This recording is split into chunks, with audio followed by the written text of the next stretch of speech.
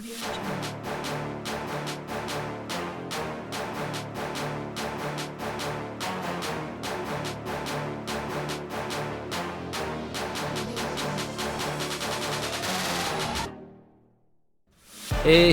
welcome to the Sports Reverends podcast. My name is Dan. I'm joined with my co-host, my big bro.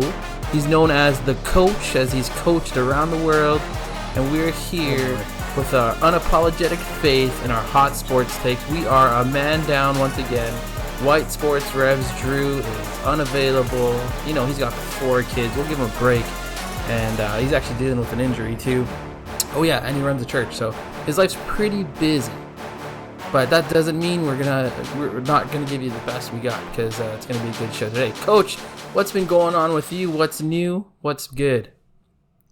Man, it is Winnipeg weather out here in Toronto. Ooh. It is chilly, but I love it. Walking around with my just a regular old shirt, and everyone in the office is all huddled up, so it's kind of funny. Not a lot. Good Thanksgiving. Got fed well by your wife, so that was always a good sign. But yeah, things are good. Things are good. Well, for me, things are tough. It's been a tough week.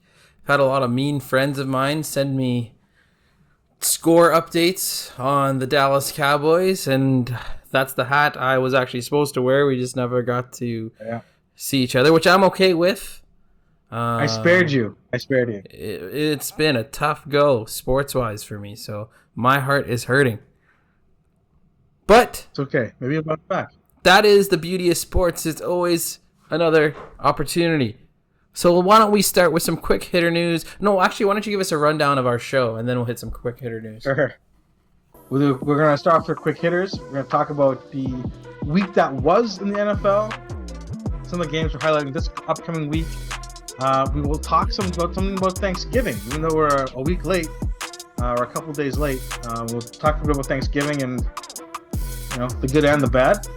And we might touch on some baseball. I don't think so.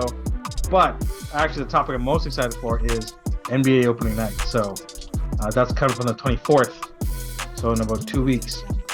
So let's get rolling here with our quick hitters. Let me start us off. All right, let's go. The Texas Rangers have booked their spot in the ALCS. Taylor Swift's boyfriend, otherwise known as Travis Kelce, is questionable with a potential ankle injury for the Denver Broncos game this week. The up-and-coming Connor Bedard notches his first NHL point in his debut versus the Penguins. Get had a hat trick, or an assist. Start him off. Max Verstappen has already won the F1 all-year title, won his 14th race of the year in Qatar, and is chasing his 15th and record-breaking win in the next couple of races.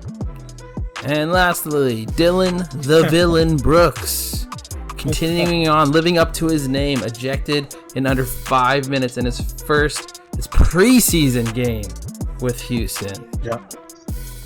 You see how USA is put together? They're putting together the Avengers, the ultimate USA team to come back just to take down Dylan Brooks.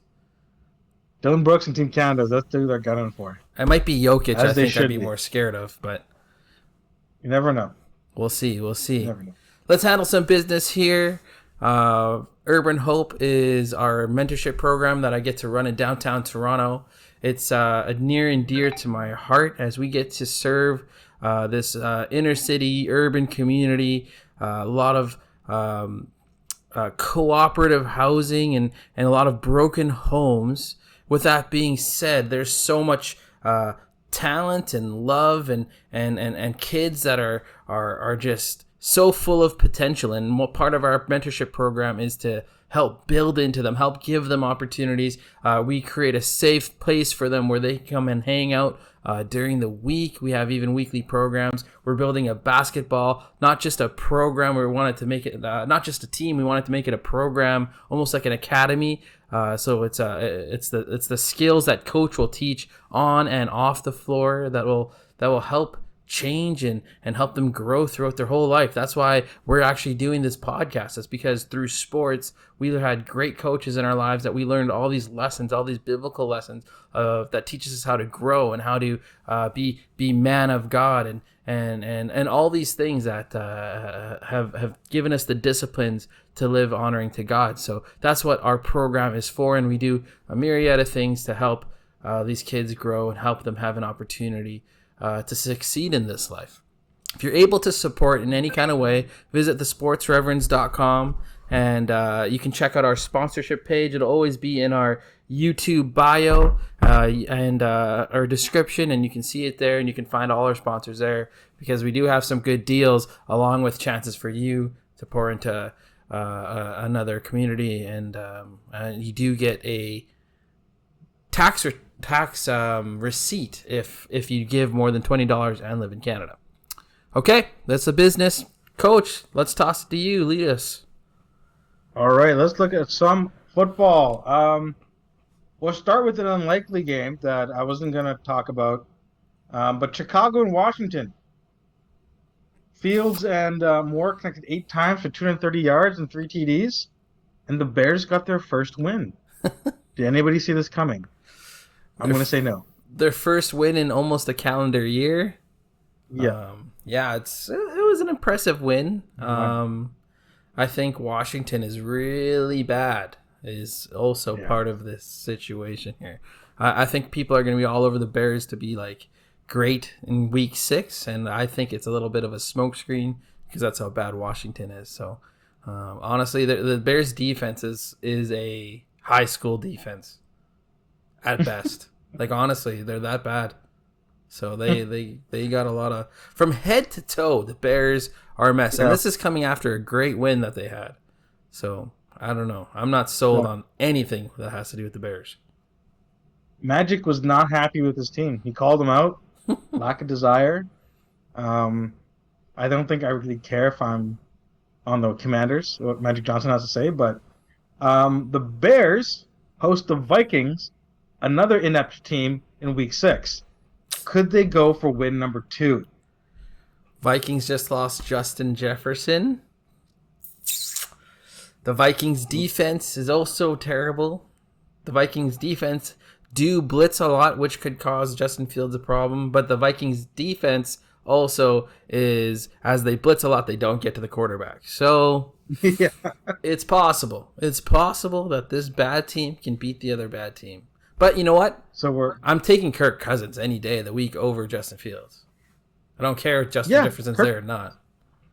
Yeah, Kirk's a great game time manager. Let's be real. So we're taking the over is what you're saying. Depending wherever the over is. At this point, potentially. With 2 bad defenses. Potentially. All right, I like that. Josh Allen did me a solid in my fantasy, but Buffalo could not escape Jacksonville with the king watching. And are they consistent? Are the Bills consistent enough to make a real run at this, or are they kind of like Peyton Manning Colts and they're going to peter out? And we've seen too much of them. What do you think? Oh, that's a tough question. Like, it was tough. They went to London while Jacksonville was already in London. I think that does take a toll on you. And you know what? You can't win every game. Jacksonville's a good team. I think they're starting to put it together finally. But I'm still a believer in Buffalo more than I have been. It's interesting because I'm more of a believer in Buffalo than I have been over the last few years. And they've been probably considered better. But like Josh Allen, I think, is kind of taking the next step as he's making a case for MVP. And I think he will be this year's MVP. So that's what I think is, yes, they will, because of him, they'll make it over the hump. They'll make it there. Well, yeah. Well, we'll see. They'll make the playoffs for sure. Yeah, and definitely. We'll see what happens. People making a big deal about Stephon Diggs tossing his tablet, and like, I didn't get that. Like, he was just upset. What's the big deal? Honestly, I didn't see it because I was preaching. I know you were on that tech team watching the game, and this confirms it. We were watching all sorts of stuff back there. Yeah. So the big controversy after the game was that Stephon, he ran the wrong route or didn't make the right read, came back and just slammed the tablet down. And people were just freaking out because they're like, oh, it's unsportsmanlike. And Josh Allen just came out and said, hey, the guy wants to win and wants to compete. What's wrong with that? Yeah. And it's just so weird that, we're upset that athletes care, but then we're upset that athletes don't care. It's a lose-lose situation, in my opinion. Let's quickly pivot to Jacksonville. Like you said, I think they're up and coming. They could make some real noise. Yeah, like watching the highlights at least. Yeah, I did. Mr. Sunshine is putting it together. Like I do really like Trevor Lawrence, but they do have this Colts team that's gonna be without Anthony Richardson. But I think Gardner Minshew is also a good enough quarterback to handle the few games that Anthony's gonna be out. And this Colts, they're good on both sides of the ball. They're gonna run it down their throats. I do not trust the O-line for the Jacksonville, and I don't trust their defense. So okay, it's gonna be tough for them to even get to the playoffs. But they are taking steps in the right direction. But I'm going Colts this week. If you like it, Colts, take that. Yeah, that's gonna be a good, interesting game for sure. All right, let's take a look at the next game we're talking about. Detroit, Carolina. Detroit just came in and blew them out. Are these the Kings of the AFC North? Is this what's going to happen? 100%. Yes, they did that without their star receiver and their star rookie running back that is like the partner of David Montgomery. Like, they are for real. The Aiden Hutchinson on defense is a monster. He's just all over the backfield all game long. Like, he's incredible. So Detroit, they're real. They're real contenders. I still think they're a 1B in the NFC total. Sure. But they're probably closer to like the Cowboys than they are let's say 49ers and probably Philly. Let's not insult Detroit that way, okay? Whoa. Let's not insult them that way. Come on. Let's not give them too much credit at the same time. Look, Dak was terrible. We'll get to that. We'll get there. Okay? We're going to avoid it for a little longer. As much as we can, sure. I was seeing a lot of, not junk headlines, but like Twitter headlines and things like that Belichick is nothing without Brady. And New England looks terrible. Mac Jones looks confused. He looks lost. He's been pulled twice now, but he's still QB1. I think, in my opinion, this game was more about New England laying an egg than New Orleans doing anything special. But is Belichick washed? Is that what we're thinking these days? I'm thinking Belichick maybe... I don't know if he's not connecting with the right guys or he doesn't have the right personnel, but he's definitely not... Like, he is...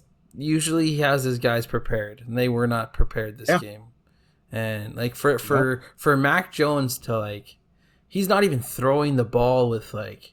It looks like he's throwing a CFL football. You know what I mean? Like, it doesn't fit right. It doesn't look right. It's lofty. Yeah.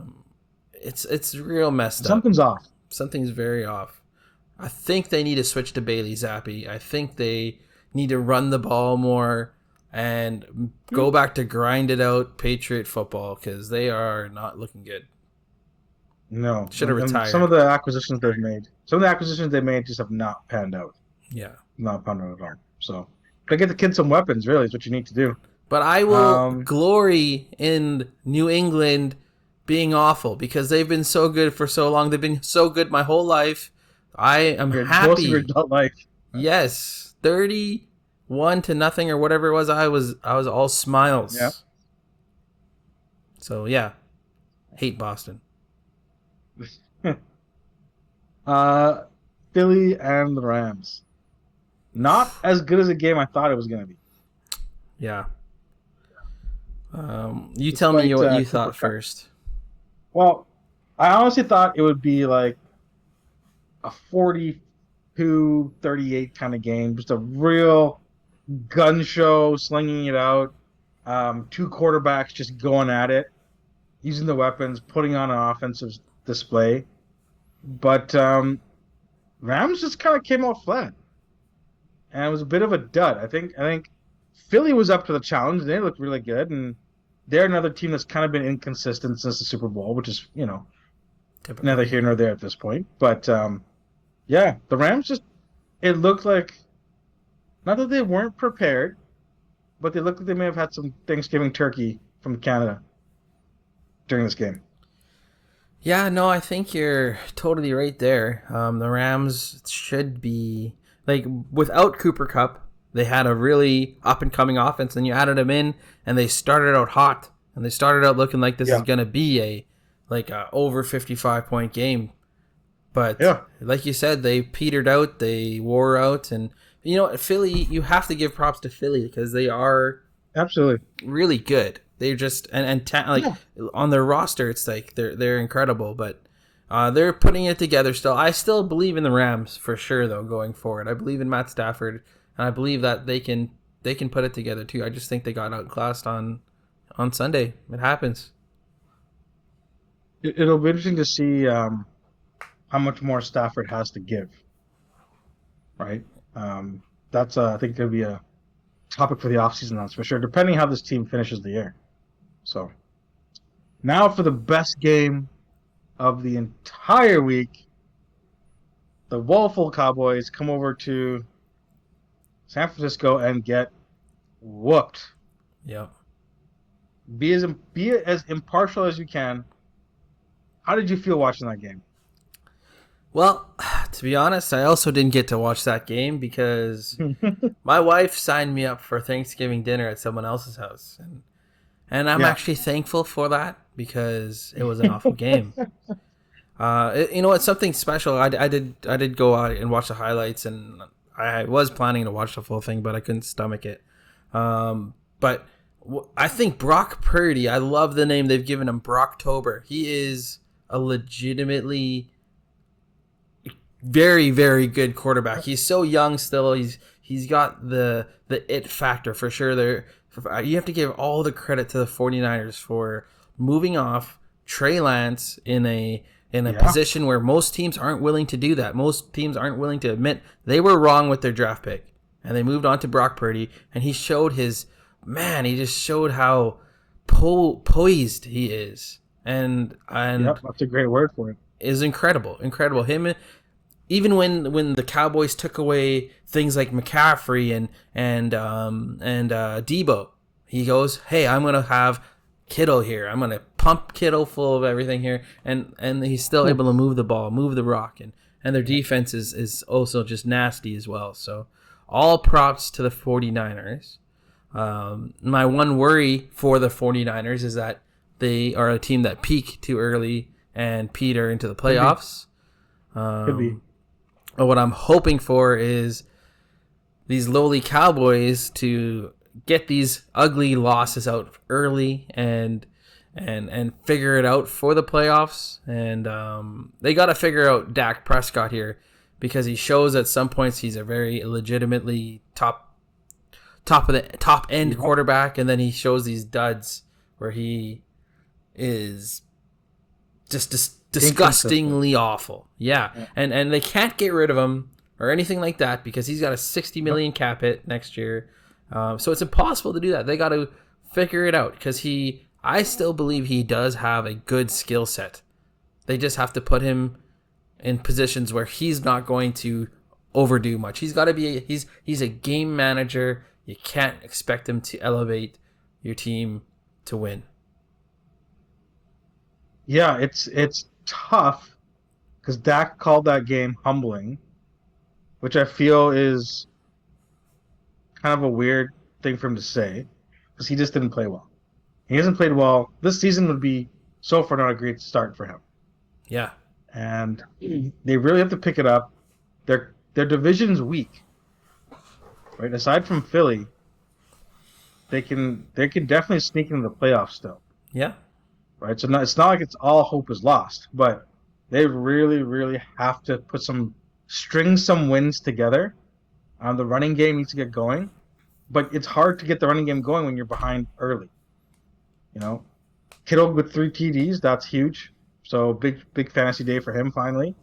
But I won't say two teams going in opposite directions, but this has the potential to get ugly quickly for the Cowboys. But I'm also concerned that you're right.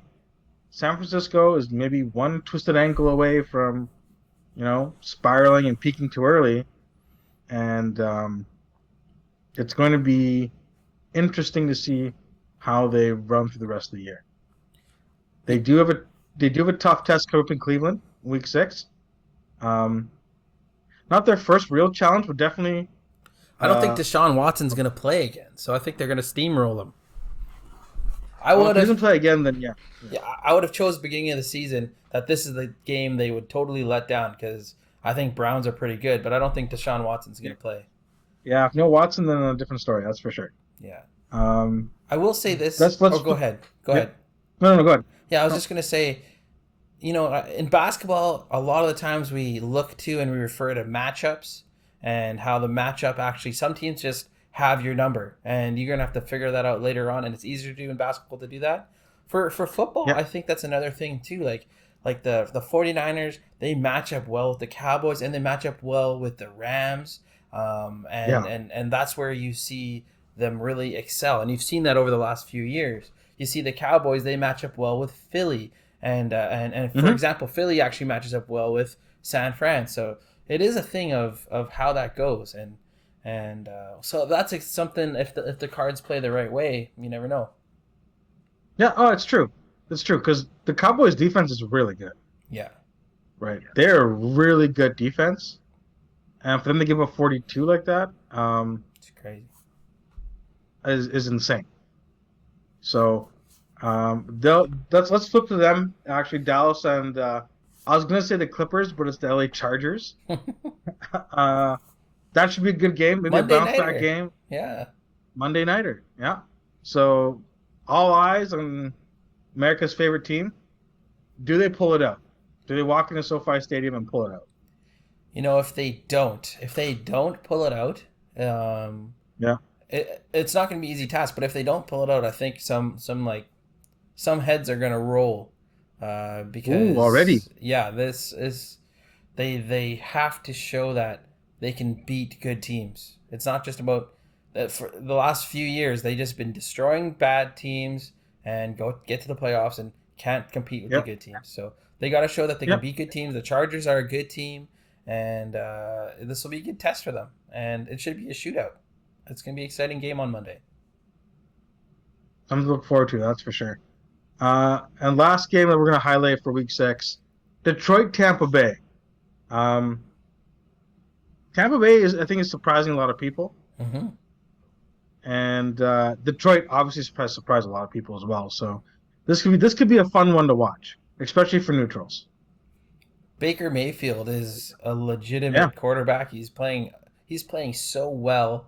You have to give him props. He's taken so much hate, and Tampa Bay is taking so much hate to trust him, give him a shot, and he's done so well. And I think they were I want to look at this actually. They were rated as at one point they were up to 5-point dogs. They were really expected to lose quite a bit to Detroit. Now it's moved to about 3. I think, it's going to be about a field goal game. It's going to be a close one. A game of redemption for some quarterbacks here. Total letdown spot for Detroit, I think. Yeah, could be. Could be one of those gotcha games. But we'll see. Cool. That's that. I think it wraps up our NFL talk. Yeah. And let's take care of a little more business here. For those of you who are looking to either get your retirement goals set out early, fund some sort of event like a wedding or a kid's tuition, or just looking to become financially free, there is options aside from mutual funds and giving your money to somebody else. Here at Train to Invest, we demystify the stock market for you. We demystify what good looks like in terms of your financial future, and we help you understand what you need to do to be financially free. Check us out at www.train2invest.com. We have a free ebook there that explains a little more of what we do, and um, we are a God-centered company, so you'll find some scriptures snuck in there about being financially free and things like that. And um, one of the ways that I've been able to benefit is I've been able to increase my giving to not just to Church in the City, but to other ventures as well. And um, it feels, not only does it feel good, but it's also helping grow the kingdom of God. So if you're looking, again, another income stream, looking to become financially free, check us out at www.train2invest.com. Read the ebook, send us some questions that you have. We'll gladly connect with you and see if we're a right fit to get you to where you need to be. Cool. Business taken care of. Now, kind of the fun part of today's show so far. Thanksgiving. Thanksgiving. We spent Thanksgiving Monday together. I spent Thanksgiving Sunday watching your team get destroyed and taking a nap, which was nice. But Thanksgiving is something that's interesting because we only think about being thankful in the good times. A lot of times, even on our Instagram and things like that, we highlight, we see athletes giving thanks to God on the field, on the podium, after they made an amazing play or their team has won a big game. I know, between you and I, we've probably thanked God for wins on the basketball court and the soccer field and things like that, or staying out of foul trouble, and we're very, very quick to remember how good God is when things are going great, whether it's a season of life or on some sort of athletic field. What we struggle, and I think you can agree to this, is thanking God and overall, not just you specifically, but thanking God as when things are tough. When, especially here in North America, I think that's a big challenge. When things are tough or don't go our way, or the results aren't as you expect, it's hard to say, thank you, God. I put down here, God is the same regardless of the circumstances. He never changes. His love never changes. It's we who need to change. So any thoughts on that? Something that piques your curiosity? Share with us what you got. Yeah, absolutely. I think when you handled your business with Train to Invest, I think it's the perfect transition into this topic in our Real Talk series here. The first things, or the thing that you kind of brought out from your Train to Invest commercial ad, whatever you want to call it, is this is a opportunity for not just you. You didn't say it's for you to just be so financially free so you can buy yourself a boat, a cabin in Muskoka. You said it's actually so one of the greatest joys that you've had was being able to give more. And this idea of Thanksgiving, absolutely, you're right. It's so much easier to thank God in the good times, but when you actually look at it, when you're really thankful, it's a lifestyle. It's a total of who you are. You live out Thanksgiving, and this being able to have that as a part of your lifestyle is the we call it when you become a Christian, it's a transformational change that happens within you. It's not your own strength of saying, I'm just going to be thankful for today, even in a tough time. It's not your strength. No, it's actually God, you empowering you to be thankful even when you're in a time of suffering, or whether you're in a time of mountaintop time when things are going well. It's a lifestyle. Yeah. It's one of the most important changes that happens actually within you. I'll leave it there for now. Yeah, I think what I tie this to is there's a difference between being joyful and being happy. Being happy, it's an emotion, it's fleeting, it's temporary. Being joyful is deep down and it's everlasting. And it's a decision. You decide to be joyful, regardless of your circumstances. You decide to be thankful, um, in the good and the bad. And I think a lot of times people confuse thankfulness and happiness as the same kind of thing. And um, are there ways that you think maybe practically we can stay thankful even though things aren't going the way we want them to go? Well, yeah, I think first, and I think this may be the biggest barrier for most people. It's an understanding. It's an understanding that this is a part of who you are. Like you're representing yourself, but you're standing before everyone as a representation for God in the Bible, right? It's an understanding Mm-hmm. that I'll say this. You hear all the time when you look at religion or specifically Christianity. We'll say there's so many Yeah. rules when you get to Christianity. You got to do this and that. I literally heard it on this past Sunday. There's so many rules, and I think that's the wrong mindset. It's not about rules. It's like, I was that kid where if mom's cooking, she said, "Don't touch the element." I see the element. We had one of those old school ovens, and the element goes red. Oh, burning. I'm Yeah, putting yeah. my full hand on that element, and I scream, and I learned pretty quick that I'm not going to do that again. The rules are. It's not actually my mom wasn't saying don't touch the oven as a rule. She was trying to teach me and have the understanding that it's not just going to keep me safe. It's actually for me to learn and grow that way. And that's kind of the lifestyle of the transformation into Christianity. And with that being said, that's what Thanksgiving, that's your lifestyle of Thanksgiving is infused in you that way. So first and foremost, I think it's an understanding that it's more than just taking a moment and being appreciative for your friend or your family member, or your spouse or whatever.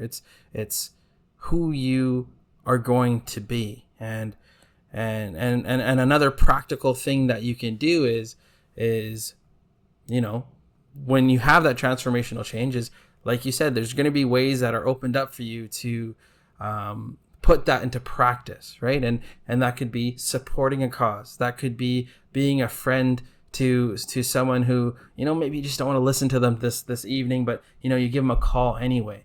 Going out of your comfort zone to think of others, to love others. That's the way what God has commanded us to do, right? Love God with all our heart, soul, and mind, and the second greatest commandment is to love others, and that's what that portion is. And so there's the first understanding, and then the practical of actually following through. Yeah, no, absolutely.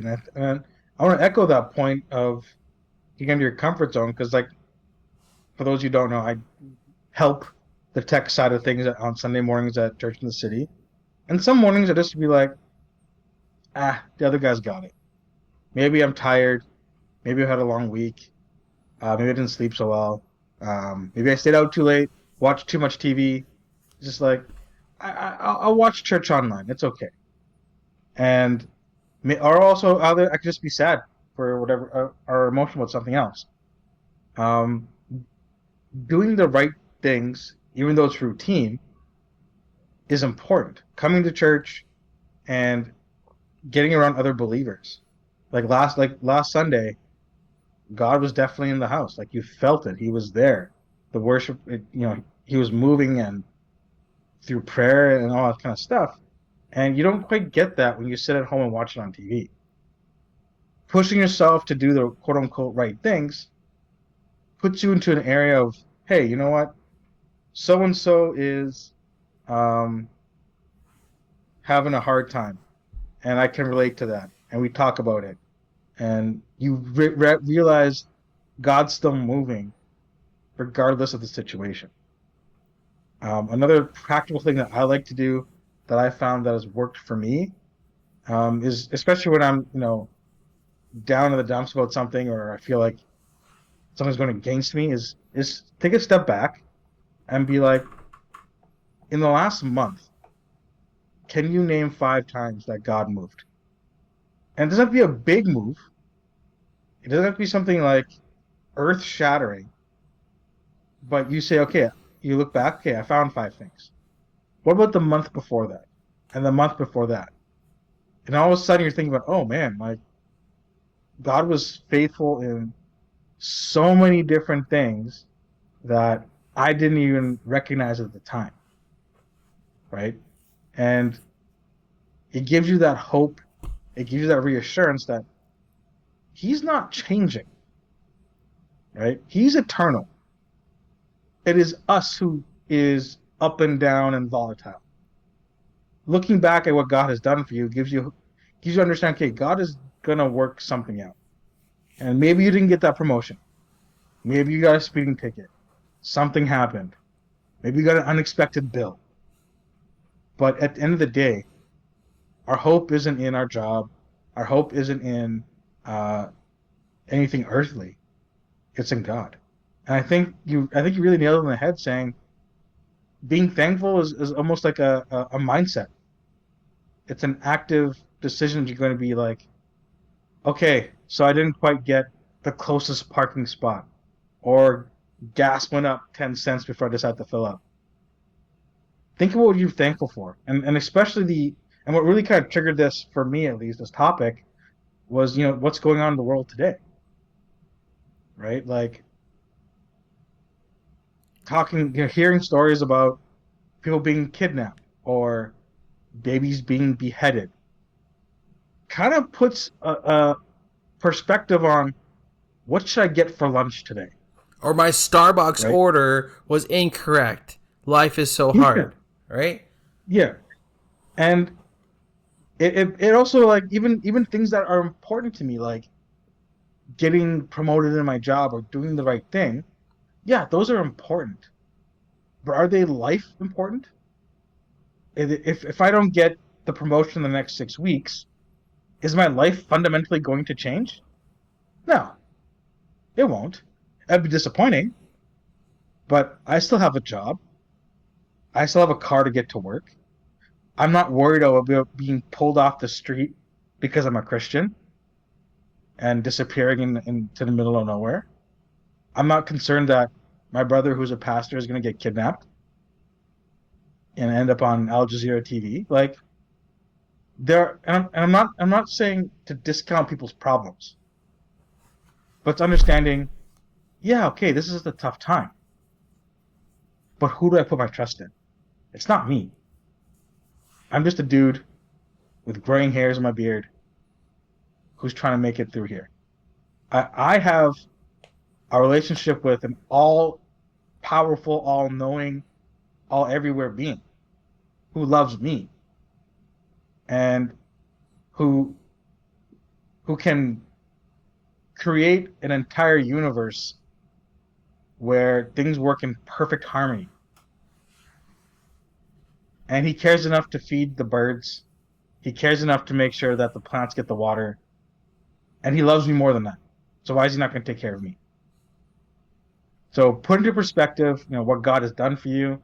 Put into perspective, I don't want to say there's always something worse happening to somebody else, but think about, how can you reach out?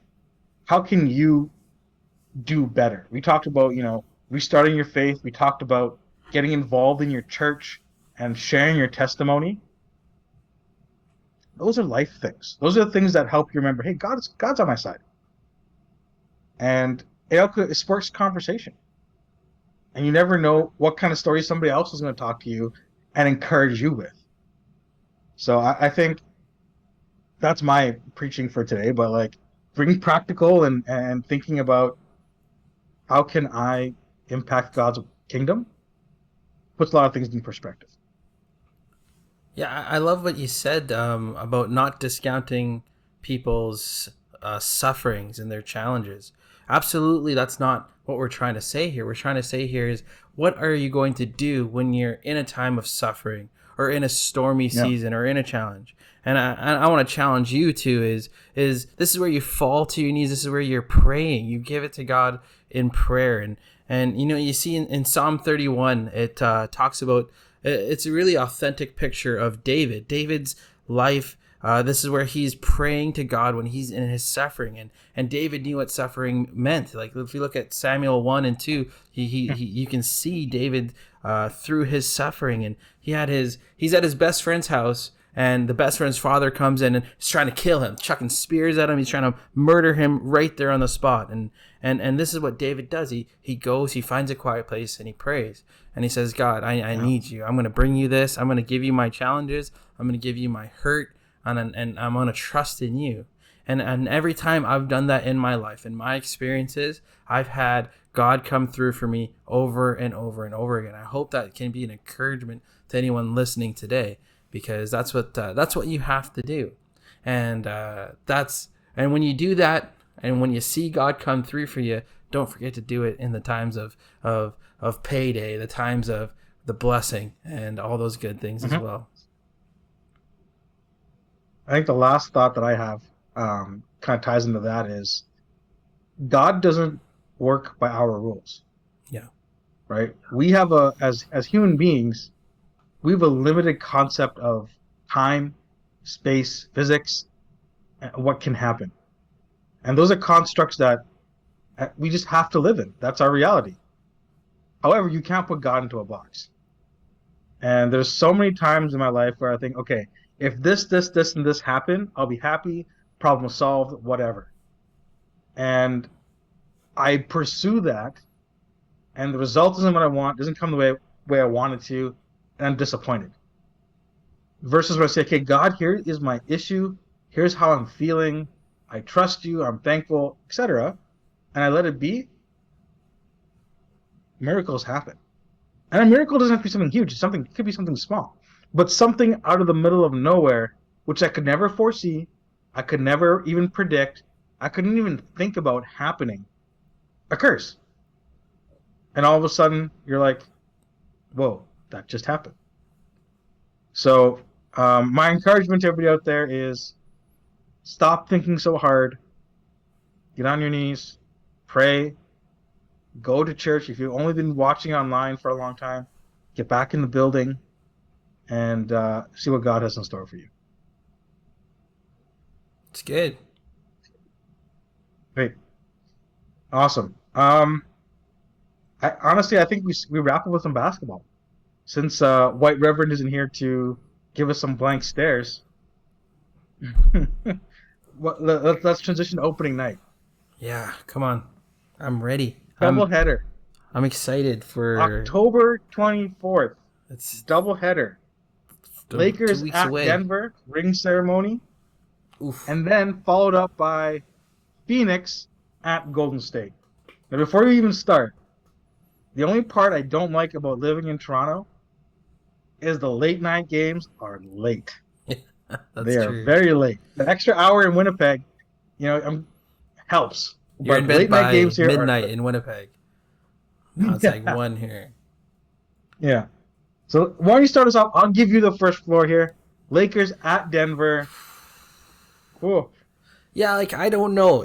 Are these guys going to play? Are they going to suit up for games? Are the rule changes going to motivate them to get their rewards at the end of the season because it's tied to their contracts? If they play with a passion, I'm excited. I'll be pumped up for sure.